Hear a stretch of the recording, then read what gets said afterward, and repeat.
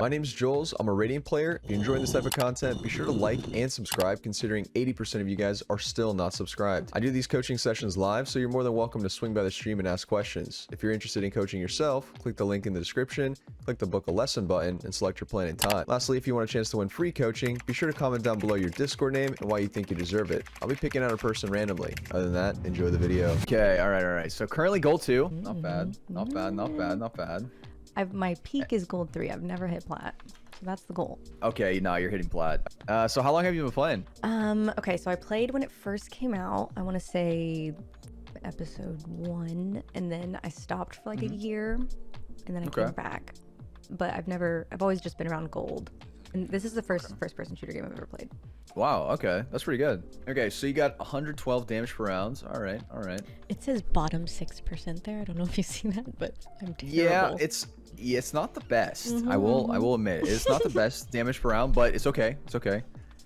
That just means there's room for improvement. And okay, KD ratio a little bit low. So damage per round you want to aim for like 140. Anything above 140 is pretty good. Or 140 even is good on like controllers and like smokes, and even initiators are good too. KD ratio you want to aim for 1 as well. Anything around 1 is good, preferably higher. And then headshot percentage 12. Okay, so yeah, headshot percentage you want to aim for like 20 as well. And usually a lower headshot percentage is like a good indicator of like a crosshair placement issue. For sure. Maybe we're not like always aiming head level always, but we could take a look and see what's actually happening in the game. Yeah, I think I tend to flail and I just spray a little too often. So that's fair. Yeah. All right, yeah, we can take a look. So you can share your screen and hopefully it works. So do you recommend people being like one-trick ponies, like especially if they're my level of mediocre? Like just I would definitely narrow it down like 2, like 2 to 3 max. And if you like playing just 1-8, like let's say you just like only playing Viper, Inslog Viper every game, right?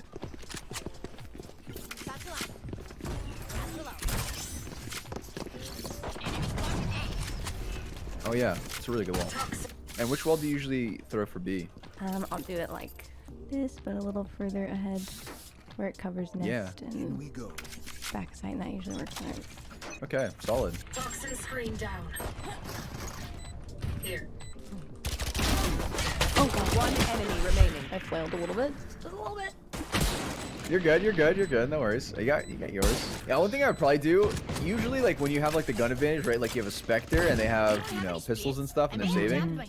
I usually don't like pushing up and getting too aggressive. And the reason for that is like, if you get a kill and then you get traded, like that happens, and your team is not playing aggressive with you, right? They can just go scoop up that gun, and then if it's like Reyna, maybe she overheals, and then the round isn't looking too Has anybody ever told you cute?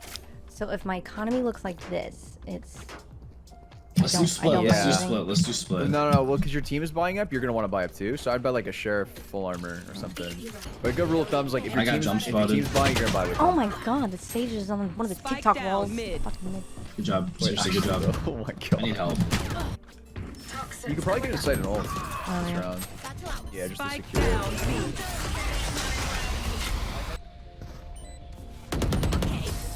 Yeah, whenever I can, I just kind of rip my ult, right? Like, if you have it and it's a gun round, your team bot, the enemy team bot, that's a good round kind of ult because it kind of secures the round, right? Even if you're up 4v3 or something like that, it's never a wrong idea to kind of use your ults to secure a round. So here, do I do a Vandal Light Shield or Full Shield Spectre? Definitely Light Shield. You always want to prioritize Vandal or Phantom Light Shield over Spectre Full Armor. A lot of times I put down my wall and I flank around mid. That's good too. Yeah, 100% really good to do.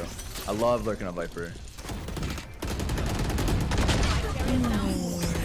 Spike down A. They're just better. Yeah, It's all good. The biggest thing is like your team's not really like going in, right? We're not like droning in for info and our team's not following it up. We're just everyone's kind of just chilling. When I notice my team's doing stuff like this, I love lurking. This is like the prime example. I'm like, I'm not going with them anymore. I'm just gonna start lurking, do my thing. It's going up. Yeah, just go late.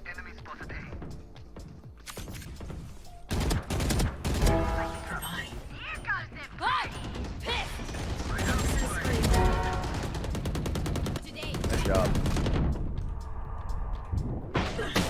One enemy remaining. Reloading. It's all good. It's all. Hey, you got 2. This was a really good lurk. I really like the timing on this lurk.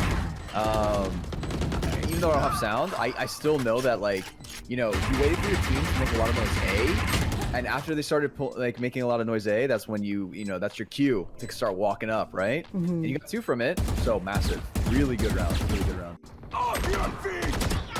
Oh god. Oh, I'm so sorry. Oh no. All good. Hey, all good. All good. All good. Don't even worry about it. Don't even worry about it. Trust me. I whiff like that all the time. Oh shit. 1 or 2. Oh my god. Oh my god.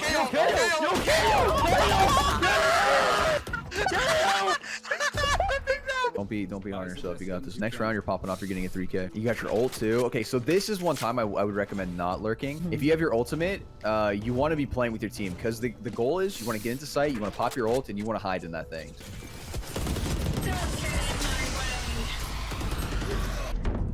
Last player standing. No god. Why? Oh, nice try, nice try, nice try. Reloading. One enemy remaining. That was sick. That was clean. Yeah, that was good. Totally. I like that you went into sight and then you just immediately went to tap the bomb, right? That's what you should always do. The second you tap, you basically pull the cockroaches out of their hiding spots. Spike down A. One enemy remaining. Could come from mid, yeah. Nice.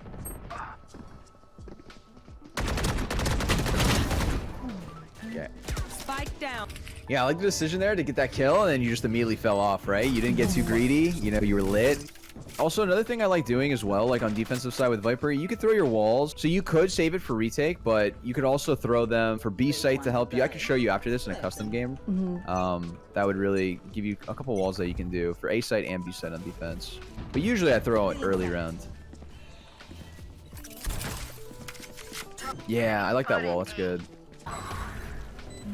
You will not kill my ally. Oh, okay. A shot. One enemy remaining.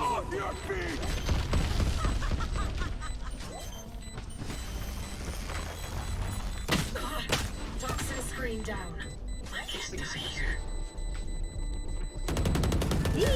I like it. I like it. That was good. I like the idea to get half there. Even if you do die, you get half for your teammates, and then it's the 2v1. Surely they win that. Good stuff. Good stuff. Overall, played it well. Let me hop into a quick custom and show you a couple things that might help. I can show you a couple walls that you could use on defensive side that might help you. Oh, yeah. Maybe like this. I don't know. Yeah, one where they have to you go can through it multiple times to get in. Yeah, exactly. Yeah, when they have to start, like, yeah, there's like opportunity for you to be here. You could be here playing around this one.